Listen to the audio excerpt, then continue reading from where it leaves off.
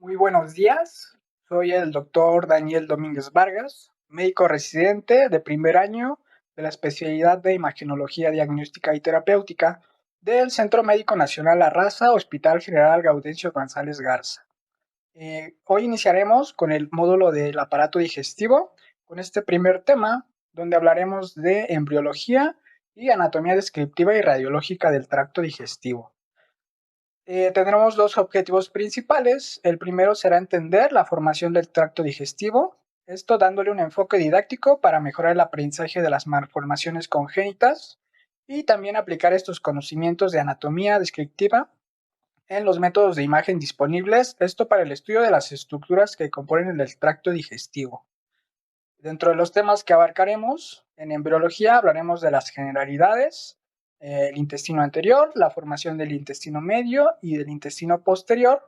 Y en cuanto a anatomía, básicamente hablaremos del esófago, el estómago, el intestino delgado y el intestino grueso. Empezando con el tema de generalidades del intestino primitivo y su formación, pues vamos a reconocer del lado izquierdo esta imagen pues muy característica del cuerpo trilaminar, pues donde observamos sus tres capas dadas por colores diferentes. En azul tenemos el ectodermo, en rojo tenemos el mesodermo y en amarillo el endodermo. Cada una de estas capas pues con sus funciones diferentes que pues irán formando distintos órganos y estructuras. Para el tema de nosotros nos interesará la formación del endodermo, pues gracias a este se formará el tracto gastrointestinal e incluso el urinario. ¿Qué va a pasar? Pues de las primeras semanas, de la 0 a la cuarta semana de gestación, el intestino primitivo se irá formando gracias al plegamiento del endodermo. Este plegamiento o invaginaciones pues serán dadas por señalizaciones quimiotácticas y genéticas. Aquí lo importante pues es reconocer que habrá una parte cefálica y una parte más caudal de este. Eh, el intestino anterior pues formado en la parte más cefálica y el intestino posterior pues en la parte más caudal. Esta invaginación lo que tiene fin pues es ir formando el tubo o el tracto digestivo, irá cerrando a medida que se vaya invaginando más. Entonces pues como podemos ir viendo en el video y en la imagen, cada vez será más notorio la formación de este tracto digestivo. Aquí lo importante igual es reconocer que el intestino medio tendrá una estrecha relación con el saco vitelino a través del conducto vitelino y pues no será completamente individual una estructura de la otra, sino que pues estarán conectadas. Ya para la cuarta semana, pues es ya muy notorio la relación de estas estructuras y ya de su división, ya podremos tener el intestino anterior, el intestino medio y el intestino posterior formado. Y aquí igualmente su relación que mencionamos del intestino medio con el saco vitelino. Entonces, para su estudio vamos a, como decíamos anteriormente, dividir el intestino primitivo en cuatro intestinos diferentes. No habíamos hablado del faringio, pero pues nada más reconocer que pues va a haber un intestino faringio que irá desde la membrana bucofaringea hasta el divertículo respiratorio. Nosotros empezaremos a hablar desde el intestino anterior, que irá desde este divertículo respiratorio hasta la evaginación del hígado. Ya para esta semana, pues ya podremos empezar a observar la formación del hígado también. El intestino medio irá desde esta yema hepática hasta los 2/3 del colon transverso, esto ya hablando pues, en la anatomía de un adulto, y el intestino posterior será el encargado de la formación del último tercio del colon transverso hasta la membrana cloacal. Aquí pues en esta imagen podemos observar ya la cuarta semana, pues lo que mencionábamos, que es la formación de este turbo, dado pues por las capas del endodermo. A la quinta semana, incluso pues podemos observar ya la formación de las bolsas faringeas, el esbozo hepático e incluso un esbozo pancreático que ya se empieza a formar. Entonces vamos a hablar de cada área de intestino para nuestro interés. Aquí pues básicamente lo mismo, recordar que va a haber por un tiempo una comunicación del saco vitelino por el conducto vitelino o onfalomesentérico hacia el intestino medio. Entonces, intestino anterior. De las estructuras que se formarán en el intestino anterior, solamente serán de nuestro interés hablar del esófago, de la formación del estómago y la formación del duodeno. En embriología de esófago, vamos a empezar a hablar que va a ser muy importante reconocer que en la cuarta semana, en su pared más ventral del esófago, se empezará a formar una saculación, un divertículo, que va a corresponder al divertículo respiratorio. La formación de este divertículo respiratorio pues va a ser gracias a dos mecanismos principales, que van a ser mecanismos de creación celular y de lisis celular. Esto con el fin de ir dando especialización a las estructuras y su división, de modo que para la quinta semana estas dos estructuras serán independientes y pues serán divididas por este tabique traqueoesofágico. Ahora, pues, ¿qué pasaría si hubiera alguna alteración en estos procesos de creación celular y de lisis celular? Bueno, que vamos a tener algunas alteraciones que pues pueden ser de nuestro interés. Vamos a poner unos ejemplos. No vamos a hablar como tal de la enfermedad, pues son temas que serán abordados próximamente. Solamente dar unos ejemplos de algunas enfermedades. Entonces, tenemos aquí un paciente recién nacido al que se le está realizando un estudio de mecánica de la deglución. En una pues, primera imagen de una radiología lateral, podemos observar desde cefálico a caudalmente como primer dato positivo, pues el paso de contraste desde la orofaringe a la nasofaringe. Ya ubicados en el esófago, podemos observar pues el trayecto de todo el medio de contraste en el esófago y pues aquí observamos una estrechez de su luz del esófago aproximadamente a nivel paratraqueal. Y fuera de eso, pues no observamos defectos de llenado y observamos el esófago en todo su trayecto. En esta siguiente imagen podemos observar el paso de medio de contraste a través de estructuras lineares en forma arboriforme en relación a la vía aérea. Entonces estamos observando paso de medio de contraste a la vía aérea y igualmente podemos observar el paso de medio de contraste hacia el esófago, hacia el estómago, perdón. En esta imagen, que sería una radiografía anteroposterior, después de haberse realizado las maniobras que se le realizaron a este paciente, podemos observar, gracias a la impresión aún del medio de contraste en las paredes de las estructuras, pues en la tráquea podemos observar su bifurcación y también importante observar que pues, el medio de contraste pasó más hacia el bronquio principal derecho y hacia sus segmentarios. Incluso podemos observar el medio de contraste ya a nivel pulmonar por la ocupación de los alvéolos por este medio de contraste. Aquí lo importante es observar esta imagen lineal que conecta a la tráquea con el esófago.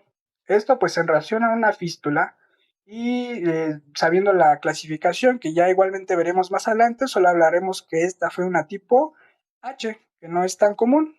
Y pues recordar que la más frecuente es la atresia esofágica con fístula distal.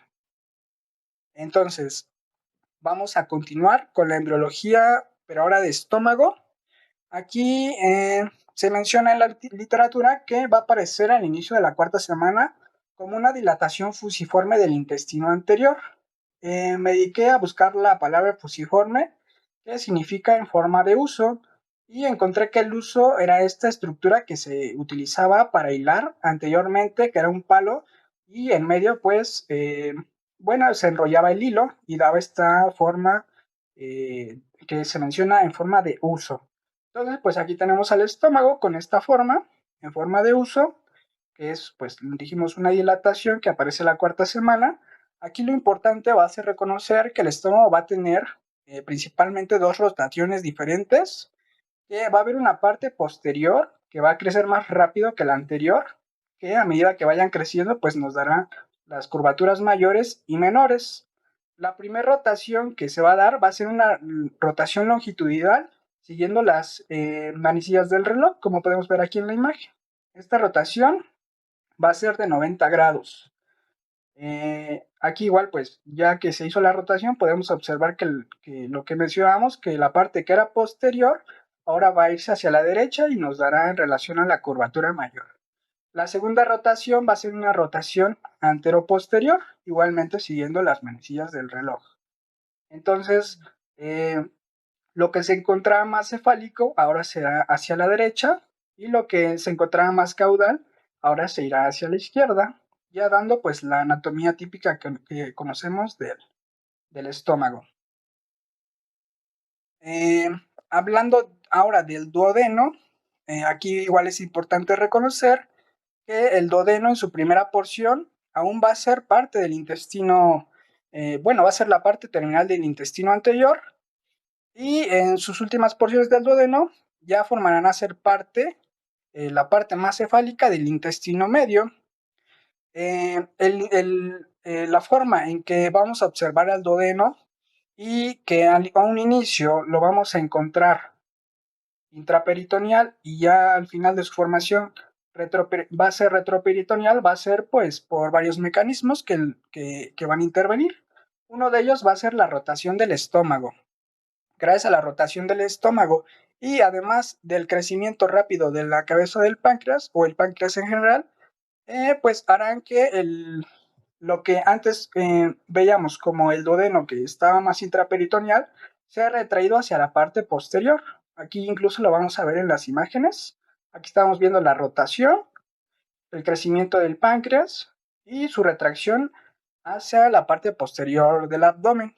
Aquí pues se fusionará con sus capas y con las capas del peritoneo visceral y pues será la formación que ya mantenga pues en las etapas finales. También importante reconocer pues que va a tener su forma en C muy característica, como la podemos ver en la imagen de aquí, y que entre la quinta y sexta semana pues se va a obliterar esto por el aumento de las células que están en la luz de este órgano. Vamos a iniciar con intestino medio. Para el intestino medio pues lo vamos a dividir en una rama cefálica y una rama caudal para su estudio. En cuanto a la rama cefálica, las estructuras que se formarán de esta, como hablamos, fue la parte distal del duodeno, vamos a hablar del yeyuno y del ilion. Y en su rama caudal, se formará el ciego con su apéndice, el colon ascendente y los primeros 2/3 proximales del colon transverso. Bueno, vamos a continuar con la embriología del intestino medio. Ya aquí, pues podemos observar, como mencionábamos antes, su clasificación en la asa intestinal primaria con su rama más cefálica y su rama más caudal que se conecta con el conducto vitelino. Bueno, aquí qué va a pasar para la formación del intestino delgado y grueso, pues que a partir de la quinta y sexta semana va a empezar a tener una rápida elongación y bueno, esto junto con su mesenterio, y si a esto le sumamos un rápido crecimiento del hígado, pues ¿qué va a pasar? Que de todas estas asas de intestino que están elongándose rápidamente no se van a poder contener en el abdomen y a través del conducto vitelino, pues estas se van a desplazar, dando lugar a algo que conocemos como herniación fisiológica. Esto pues completamente normal. Ahora, a partir de la 10ª semana, pues estas asas de intestino van a empezar a regresar, dando su situación normal. Si esto no sucederá así, pues ¿qué vamos a tener? Un paciente a término con un defecto congénito que se le va a conocer como onfalocele, que pues es lo mismo que explicamos, solamente que pues estos pacientes no tuvieron esta regresión normal de su herniación fisiológica. Este es un mecanismo normal de herniación fisiológica y aquí tenemos el otro, que es el mecanismo de rotación. El intestino va a tener un mecanismo de rotación especial. Esto será contrario a las manecillas del reloj y será un giro de 270 grados. Los primeros 90 serán en cuanto está el proceso de formación de la herniación fisiológica y los últimos 180 grados ya en cavidad abdominal. Entonces aquí podemos empezar a ver en el video la rotación de los primeros 90 grados en torno a la arteria mesentérica superior. Aquí podemos observar la herniación fisiológica y ya los últimos grados de rotación serán pues ya dentro de cavidad abdominal, como podemos observar aquí. Aquí hay un gen implicado que pues interviene en la rotación normal, que es el gen que se llama Sonic Hedgehog. Este gen, como dato curioso, le pusieron a este personaje Sonic, pues exactamente Sonic por este gen. Ahora, ¿qué podría pasar si hubiera alguna alteración en este gen? Bueno, vamos a poner otro ejemplo. Tenemos una paciente femenina de 17 años a la cual se le realizó un estudio de mecánica de la deglución. Con esta primera imagen, una radiografía anteroposterior de abdomen, pues podemos observar el paso de contraste desde estómago, duodeno y con su inicio, bueno, ya su paso de medio de contraste a través de intestino delgado. Sabemos que es intestino delgado, pues por su patrón muy característico que más adelante ya hablaremos. Aquí lo interesante pues es observar que pues la ubicación de estas asas de intestino delgado se ubican hacia la derecha de línea media y pues en todo su trayecto. En la siguiente imagen, a las 2 horas posteriores de la ingesta de contraste, ya podemos observar el medio de paso, el paso de contraste a través del colon ascendente, aquí con la característica de las asas de intestino grueso. Esto, pues aquí como dato positivo, es que encontramos esta asa de intestino a escasos centímetros a la izquierda de línea media, y a las 3 horas, pues ya podemos observar el colon ascendente y transverso, pero pues en una situación anormal, ubicados igualmente hacia la izquierda de línea media. Todo esto en relación a una paciente con malrotación intestinal, que será otro tema que ya se abordará en temas posteriores. Entonces, vamos a continuar. La embriología del ciego y el apéndice, pues aquí básicamente vamos a hablar que en la rama caudal, pues va a formarse una saculación, que será la yema cecal, a las 7 semanas de gestación. Esta saculación, pues será más prominente e incluso va a haber ya un pequeño esbozo del apéndice de esta. La tercera imagen, pues ya es de un paciente normal, de un recién nacido, pues con su anatomía normal, con sus ciegos, la formación de su apéndice, se continúa con el colon ascendente y su comunicación con el ilion. Vamos a continuar con la formación del intestino posterior. ¿Y qué estructuras van a intervenir aquí? O se van a formar, pues va a ser el tercio distal, el último tercio distal del colon transverso, el colon descendente, sigmoides, el recto y la parte superior del conducto anal. Aquí básicamente pues vamos a observar en estas imágenes la formación de este intestino posterior. Pues vamos a visualizar en la primera imagen a las estructuras. Tenemos al intestino posterior que se va a conectar hacia una cavidad que le vamos a llamar cloaca, y esta a su vez se conecta con otro conducto que será el alantoides, que pues es el que da origen a todo el sistema genitourinario.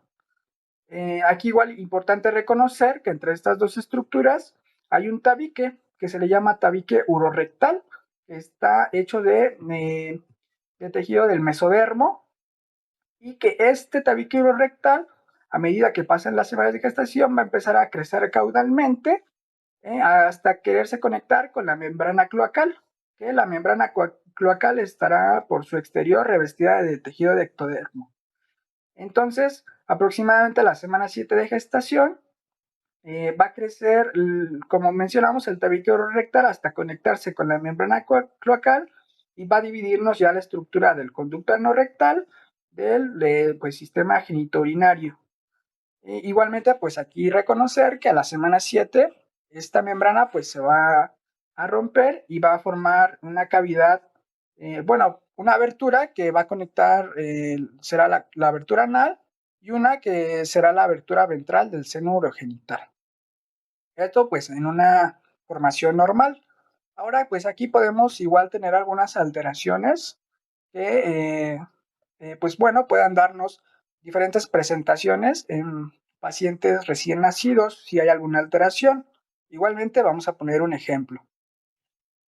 Aquí tenemos un paciente recién nacido que pues como signos clínicos ha tenido rechazo a la vía oral desde su nacimiento.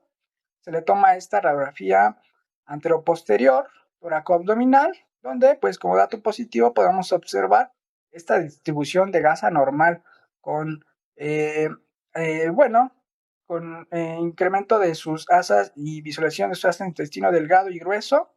A este paciente se le realiza otra radiografía, que es una radiografía pues especial, a la que se le llama invertograma.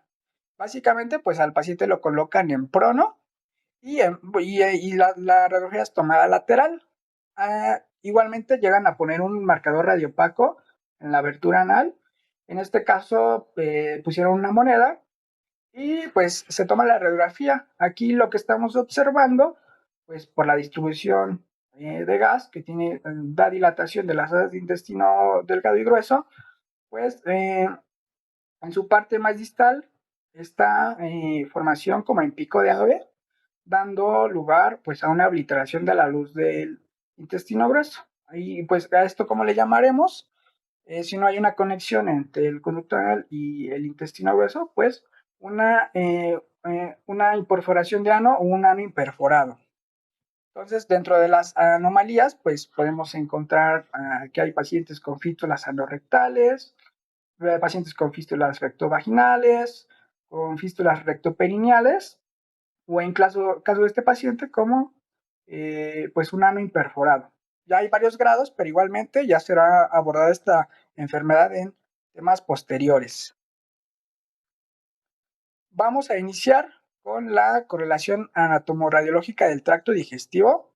Aquí, pues muy importante reconocer que las estructuras que vamos a abordar van a ser el esófago, el estómago, el intestino delgado y sus tres porciones, y el intestino grueso. Hay que recordar que aproximadamente son 8 metros de longitud, desde la boca hasta el ano de todo el tracto digestivo. Vamos a iniciar con esófago, que está conformado por dos palabras. La primera es oiso, que significa yo llevaré, y fagos, comida. Tiene una situación localizada en el mediastino posterior. Hay que reconocer que tiene pues una estructura tubular, es músculo membranosa con una luz que se le llama estrellada, que normalmente pues está obliterada. Una longitud de 25 a 30 centímetros y un diámetro de 1.5 a 2. Mayor a esto pues se considera normal. Sus capas que lo conforman, pues va a ser de exterior, una capa adventicia, dos capas musculares, que son las fibras longitudinales y las transversales, que pues como conocemos, estas nos ayudan a los mecanismos de propulsión del bolo alimenticio, una submucosa y una mucosa. ¿De dónde a dónde vamos a poder extender el esófago? Su extensión más cefálica inicia en el borde inferior del cartílago cricoides aproximadamente y va a continuar hasta su unión con el estómago, que diríamos o llamaremos cardias, hasta la onceava vértebra torácica. Esa va a ser su extensión. Durante su trayecto, pues hay que reconocer que va a tener algunas desviaciones normales. La primera va a ser una desviación izquierda a nivel de base del cuello, antes de llegar con o tener contacto con el arco aórtico, como podemos observar aquí en la imagen. Y igualmente una ligera desviación, igualmente a la izquierda, pero esta ya cuando va a alcanzar el hiato esofágico, va a ser una desviación hacia la izquierda y hacia anterior para alcanzar este mismo. También vamos a observar que tiene varias porciones para su estudio. La primera porción más superior va a ser la que conocemos como cervical. Esta se extiende desde el cartílago cricoides, que mencionábamos antes, hasta un plano horizontal que va a ser formado por la horquilla esternal. Una segunda porción torácica, que es la más larga, desde este que va, bueno, iniciar desde el último plano en la horquilla esternal hasta el diafragma. Una tercera porción que y corresponderá más que nada a su unión en el diafragma o al anillo diafragmático, y la última porción abdominal, que es de las pues más pequeñas, de 1 a 3 centímetros aproximadamente, que va a pues, disponerse entre el diafragma y su unión con el estómago. También vamos a reconocer las relaciones que guarda este órgano. A nivel de cuello, se va a unir a la cara posterior de la tráquea. Esto gracias a tejido conectivo areolar. En tórax va a continuar esta estrecha relación con la tráquea hasta que esta se bifurca aproximadamente en la quinta vértebra torácica. El arco aórtico le va a dar una impresión que ya veremos más adelante en el esófago, y pues esta al inicio va a conformarse del lado izquierdo del esófago, incluso la va a desplazar un poco. Ya en la aorta descendente va a empezar a tener unos cambios igualmente de rotación. Al inicio pues la encontrábamos más anterior y más hacia la izquierda, y a medida que va continuando la aorta descendente, esta se va a ubicar primero a la izquierda y luego después posterior al esófago.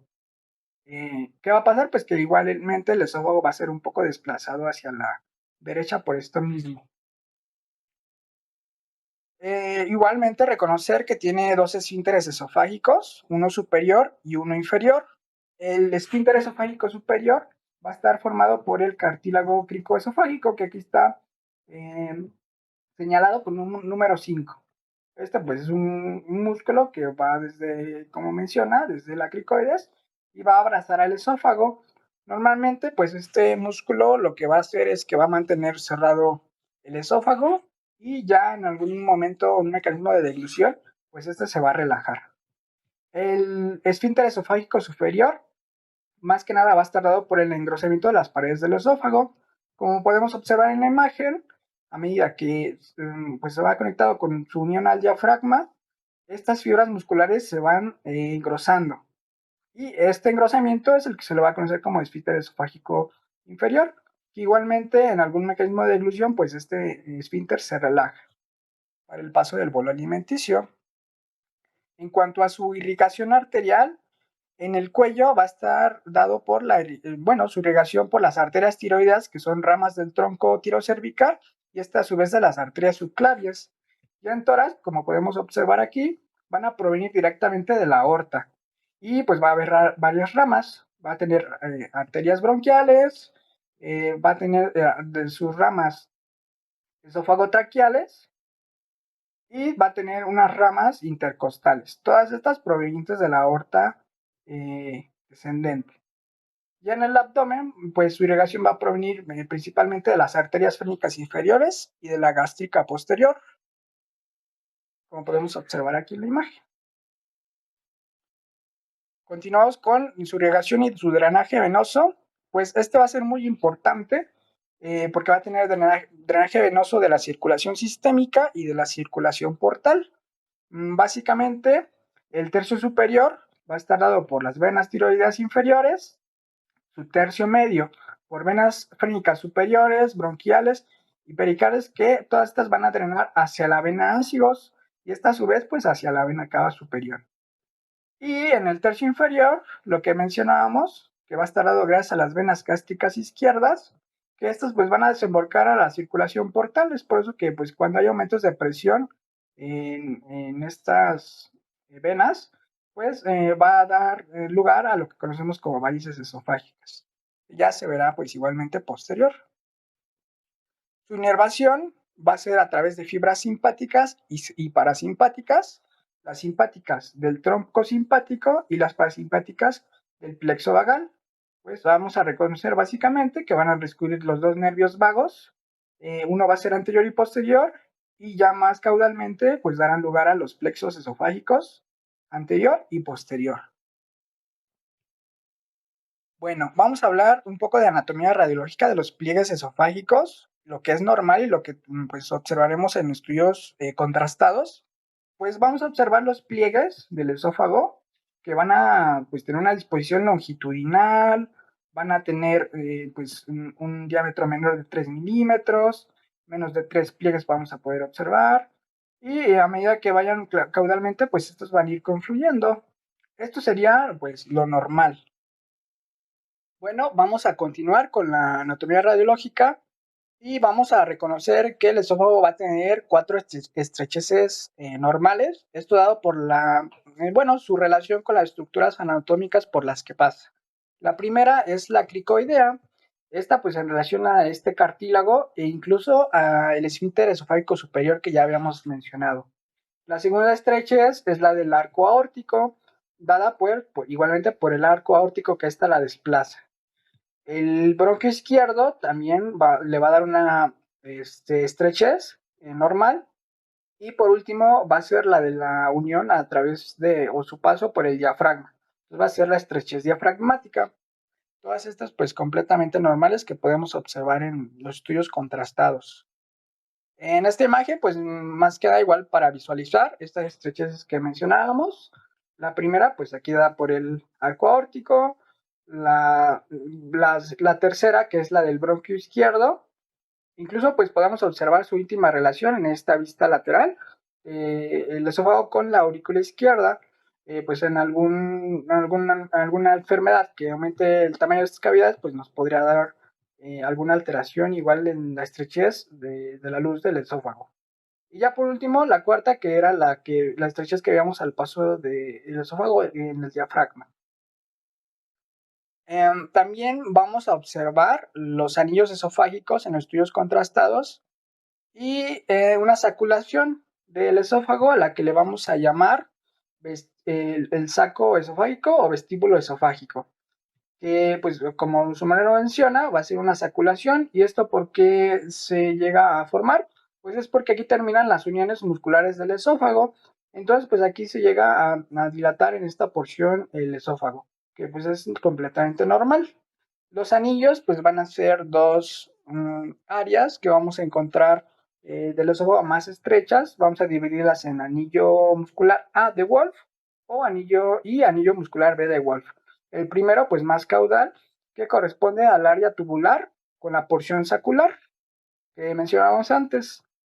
Y el verdadero anillo que correspondería a la unión de las fibras esofagogástricas o la unión pues de estas dos estructuras. Entonces, pues en radiología se van a poder observar.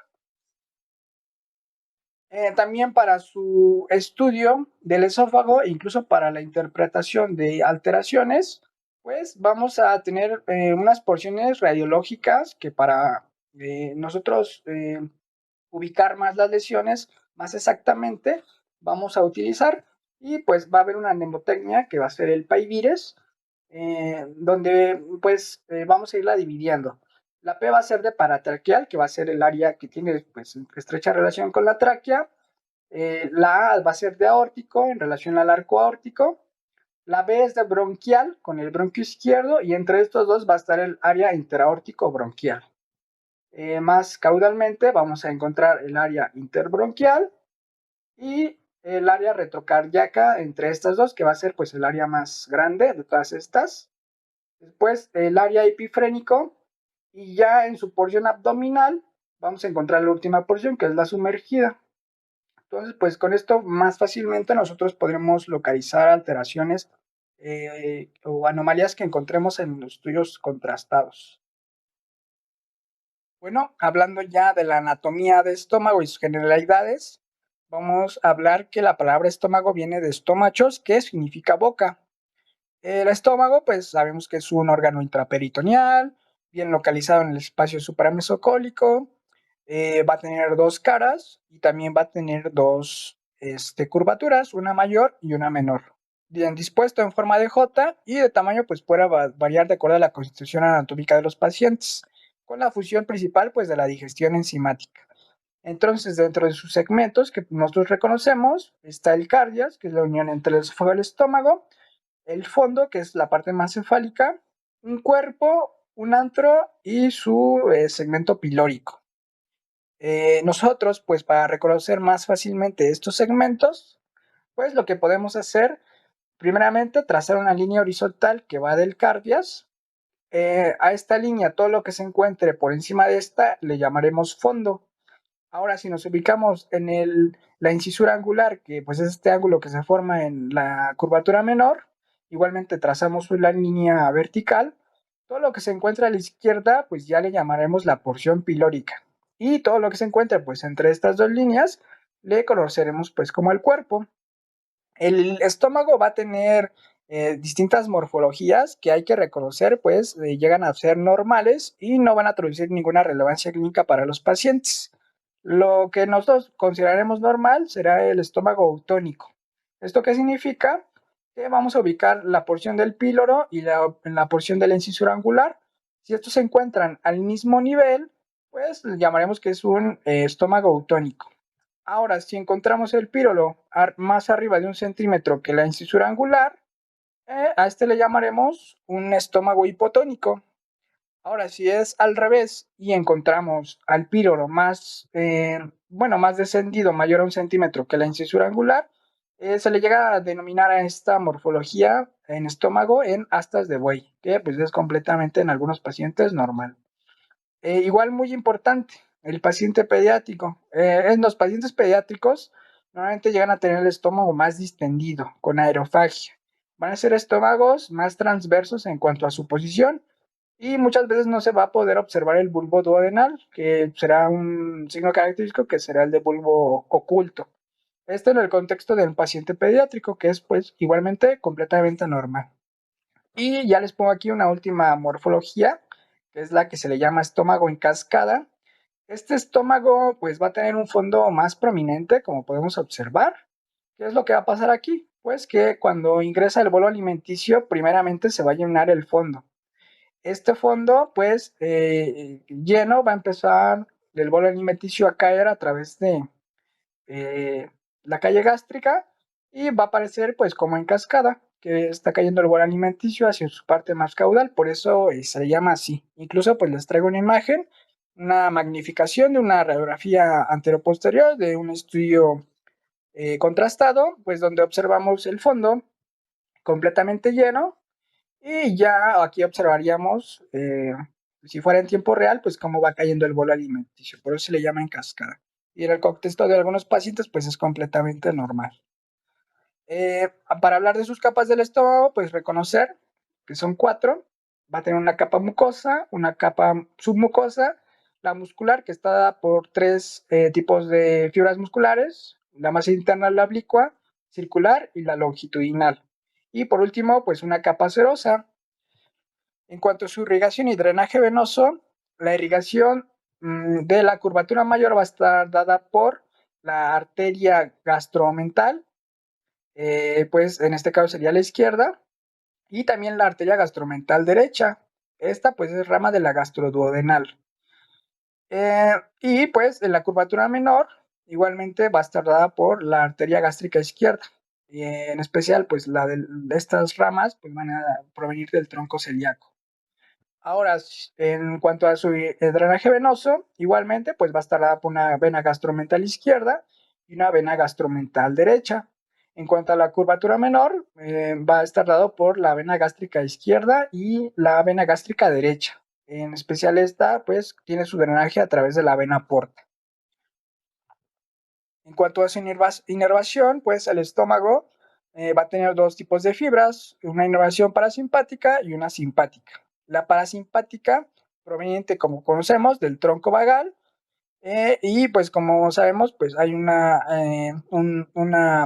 parte anterior y una parte posterior de este. Y la inervación simpática está dada por los segmentos espinales de T6 a T9 principalmente.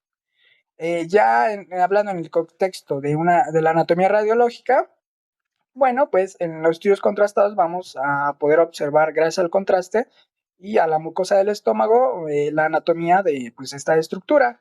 Vamos a observar el fondo, vamos a poder observar sus segmentos del cuerpo, su presión pilórica, incluso el píloro. Lo importante aquí pues es reconocer los pliegues normales del estómago. Pues, ¿cómo van a ser estos pliegues del estómago? Se menciona que van a tener un aspecto mamelonado, que van a tender a disponerse en mosaico y van a ser regulares y cada vez van a disminuir más en cuanto van acercándose más al píloro. Entonces en esta imagen pues podemos observar el aspecto que les mencionaba, van a ser pliegues pues longitudinales que a medida que se acercan al píloro pues van a disminuir de su grosor. Normalmente vamos a reconocer un grosor normal hasta 4 milímetros.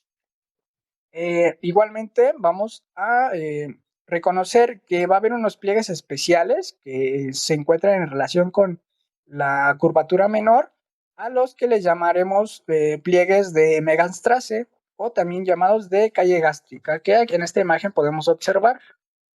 Estos pliegues, pues con el medio de contraste, pues se van a poder visualizar y en ningún momento hay que confundir pues, con alguna inflamación o alguna alteración en el estómago. Entonces aquí en esta magnificación de una radiografía anteroposterior de un estudio contrastado, pues podemos observar cómo discurre el medio de contraste a través de la calle gástrica.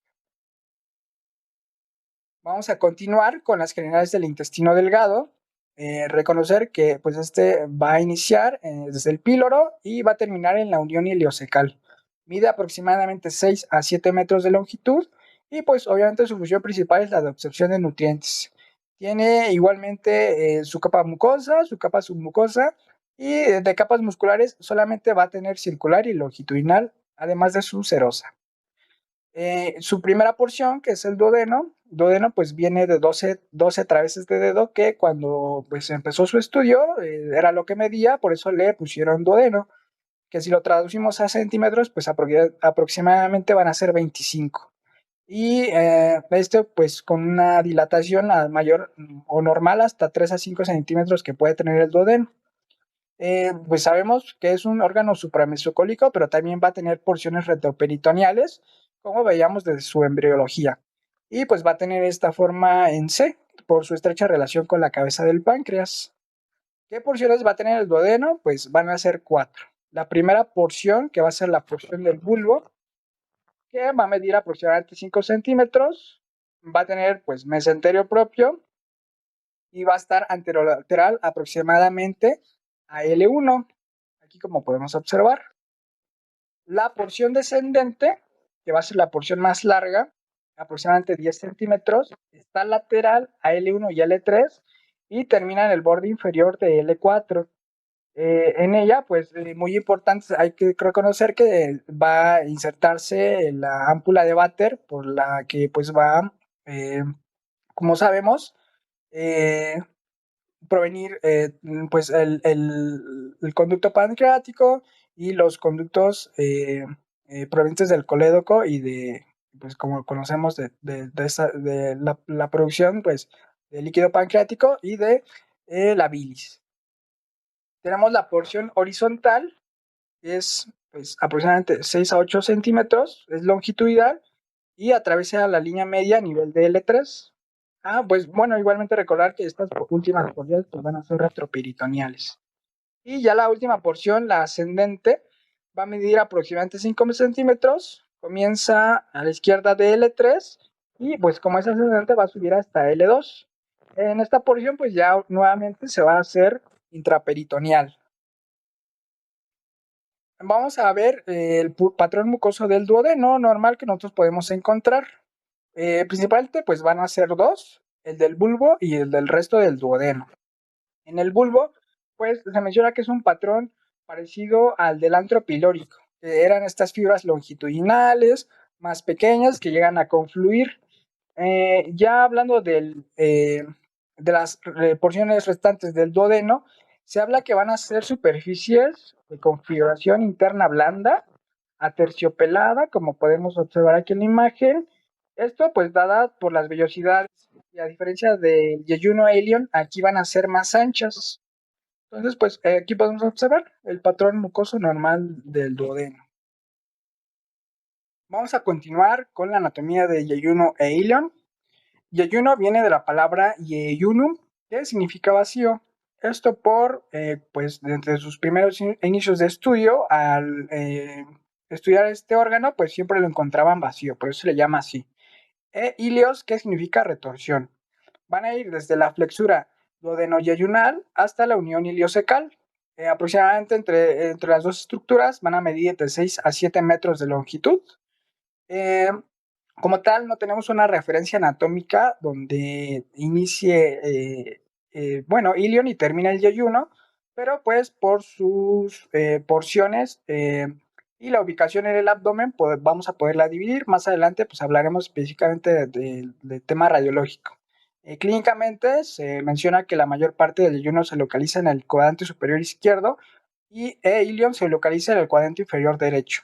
Hay que recordar que son órganos intraperitoneales y móviles. En cuanto a su irrigación y drenaje venoso, principalmente su irrigación pues está dada por la arteria mesentérica superior. pues que va a tener varias colaterales. Se menciona que en yeyuno van a ser más escasas y de gran tamaño, e ilion pues son múltiples y más cortas. El drenaje venoso va a estar dada por la vena mesentérica superior, que se encuentra pues delante y a la derecha de la arteria mesentérica. Pues también va a tener alguna arteria iliocólica, y pues principalmente.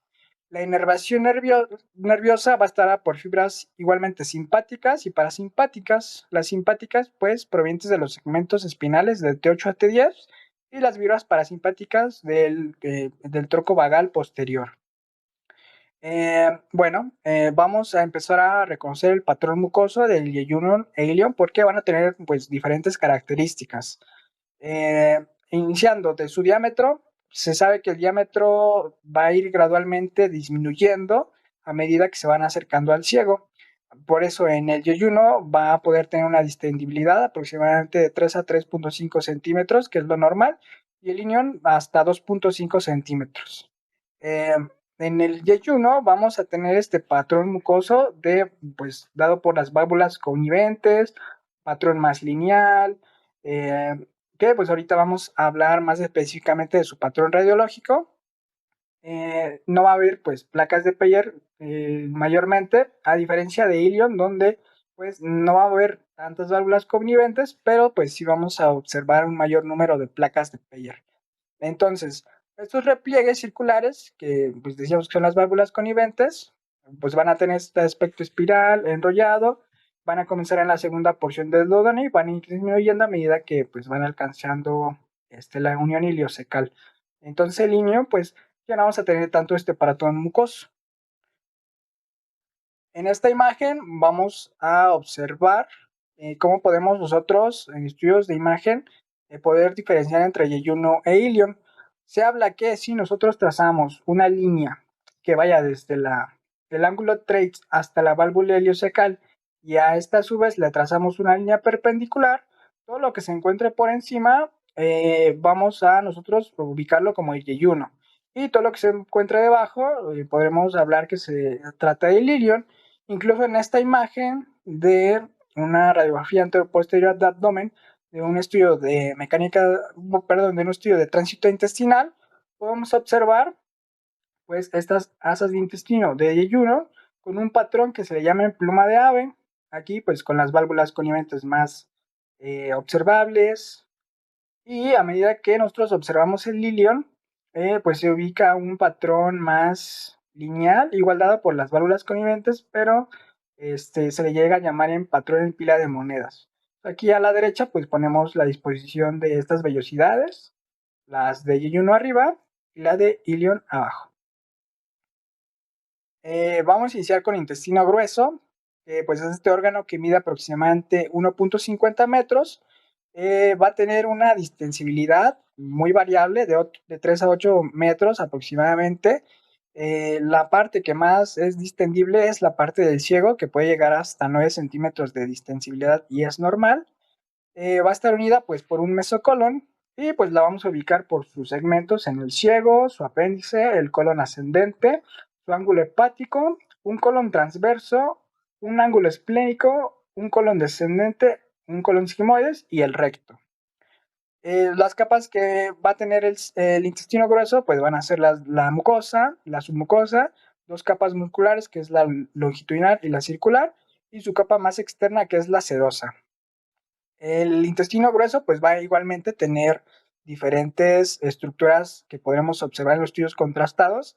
En este caso, pues podemos observar que va a tener distintas tenias. Una va a ser la tenia mesocólica, su tenia omental y una tenia libre que no va a presentar inserciones. También vamos a poder observar las austras, que son dilataciones de la pared del colon, y pues se van a encontrar entre las tenias. Entonces, vamos a hablar de la irrigación y el drenaje venoso del intestino grueso. Principalmente pues va a estar dado por la arteria mesentérica superior y la arteria mesentérica inferior. La arteria mesentérica inferior va a irrigar principalmente la porción del colon, en su porción del ciego, colon ascendente, colon transverso y la mitad del colon descendente. Y la arteria mesentérica inferior se va a encargar de irrigar principalmente esta última parte del colon descendente, el sigmoides, y del recto. El drenaje venoso va a estar dado por las venas mesentéricas. La vena mesentérica inferior, principalmente, pues se va a encargar del drenaje venoso de una parte del colon transverso, del colon descendente, sigmoides y el ciego. Y la vena mesentérica superior, pues se va a encargar del drenaje venoso de colon ascendente y parte del colon transverso y el ciego, perdón. Vamos a reconocer que va a tener algunas estrechezas fisiológicas el colon, esto pues por la contracción de sus fibras musculares. Principalmente son 7 zonas de contracción. Los nombres están un poco difíciles de aprender, pero pues reconocer que ahí están. Entonces vamos a tener la zona de Bussy, la zona de Hirsch en el colon ascendente, en el colon transverso una zona de estrechez de Cannon, en colon descendente la zona de estrechez de Payo-Strauss y de Bali, en el segmento, bueno, en el colon sigmoides la zona de estrechez de Multier y ya en recto la zona de estrechez de Rossi. Y es importante pues reconocerlas, pues se pueden confundir con neoplasias, en específico con un signo que se le llama signo de manzana mordida, que pues este sí tiene estrecha relación con neoplasias. Por ejemplo, aquí les pongo un ejemplo de este signo, donde pues se ve una estrechez de la luz, que pues es muy diferente a una contracción pues anormal del colon. Esto pues importante recordarlo. Ahora en anatomía radiológica, pues vamos a ir viendo los segmentos del intestino grueso. Recordar pues que tiene este patrón austral, que no son estas líneas radioopacas que no confluyen, que nunca se unen. Y vamos a empezar a observar que pues el colon va a tener su parte que va a ser retroperitoneal y unos segmentos que van a ser intraperitoneales. Eh, el colon en especial, el colon ascendente y descendente van a ser retroperitoneales y el colon transverso y sigmoides pues van a ser intraperitoneales. El sigmoides, saber que comienza cerca de la cresta ilíaca izquierda, se proyecta a la línea media y se continúa con el recto cerca de C3. Entonces iniciamos con ciego, pues es el segmento inicial del intestino grueso, va a formar como una ámpula y recordemos que es la porción más gruesa que puede llegar a medir hasta 9 centímetros. Se va a ubicar debajo de la inserción de la válvula ileocecal y pues está en estrecha relación, va a tener una irrigación por la arteria ileocólica y la vena ileocólica. Continuamos con el colon ascendente, que pues se va a dirigir hasta, bueno, cefálicamente hasta la superficie inferior hepática, va a girar y va a formar el ángulo hepático, está en estrecha relación con el hígado y la vesícula biliar y pues va a estar anterior al riñón derecho y pues, igualmente al duodeno descendente. Es hay que recordar que pues esta parte va a ser retroperitoneal. En cuanto al colon transverso, este ya llega a ser o va a formar parte de la parte intraperitoneal, va a cruzar el abdomen de derecha a izquierda, va a estar suspendido por el mesocolon y va a terminar hasta el ángulo esplénico superior igualmente. El colon descendente pues va a ir desde este ángulo, cada vez se va a ir haciendo más estrecho, se va a extender por toda la corredera parietocólica hasta el sigmoides y aquí nuevamente se vuelve a conformar un órgano retroperitoneal. En cuanto al colon sigmoides, este pues se va a extender o va a descenderse hasta el recto, va a ser móvil, redundante, pues puede ubicarse con varias morfologías en los pacientes, va a tener un meso propio y su unión con el recto va a ser a nivel del promontorio sacro. La última parte, vamos a hablar del recto, que es la parte terminal del intestino grueso, va a medir aproximadamente 12 a 14 centímetros, va a ser anterior al sacro y al cóccix y pues sus últimos 2 a 3 centímetros van a conformar el conducto anal. Continuando, hablábamos de recto, decíamos que los últimos 2 a 3 centímetros del recto forman el conducto anal. Bueno, reconocer que va a tener unas ramas hemorroidales inferiores que lo van a irrigar. Su mucosa va a tener columnas anales y unas válvulas que ahorita observaremos y que van a contener igualmente una red de arterias y venas. El ano, pues igual recordar que está compuesto por un esfínter anal interno y un externo. Entonces, pues decíamos que hay unos pliegues transversos del recto que incluso se pueden observar por los estudios de imagen. Y aquí se los pongo. Vamos a tener básicamente la válvula rectal superior, que la vamos a encontrar aproximadamente 11 a 13 centímetros desde el canal anal para arriba, la válvula rectal medial y la válvula rectal inferior. Esta última, pues a 5 a 6 centímetros del conducto anal. Entonces, pues bueno, esto es importante reconocerlo, pues podremos observarlo en los estudios de imagen. Ya con esto terminamos. Como conclusiones, pues hablar que el completo conocimiento y análisis de la anatomía descriptiva, así como de la embriología del tubo digestivo, pues nos va a permitir identificar mejor las alteraciones de este por los distintos métodos de imagen de los que nosotros disponemos. Con esto terminaría mi plática y muchas gracias.